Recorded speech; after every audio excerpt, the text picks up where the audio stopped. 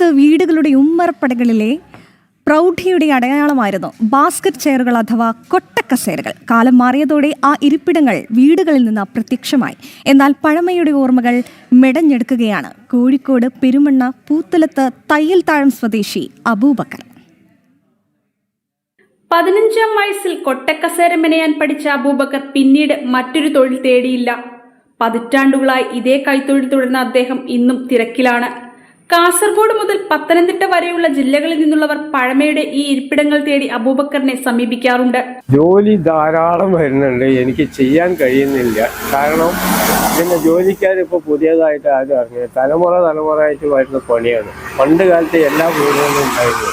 ഇപ്പോൾ ഇത് കാണുന്നതെല്ലാം ഭയങ്കര അതിശയമായിട്ടാണ് ജനങ്ങൾ കാണുന്നത്. ഈ സാധനം കിട്ടാനുമില്ല.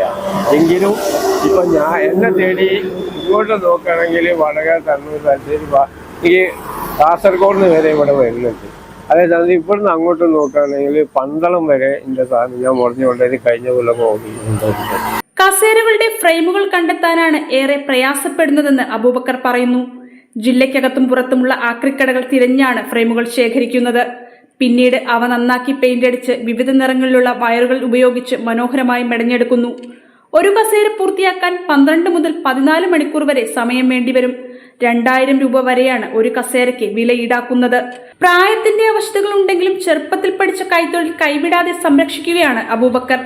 വിസ്മൃതിയിലായ ഒരു കാലഘട്ടത്തിന്റെ ഓർമ്മകളാണ് അബൂബക്കർ പുതിയ തലമുറയിലേക്ക് തന്റെ കരവിരുതിലൂടെ കൈമാറുന്നത്.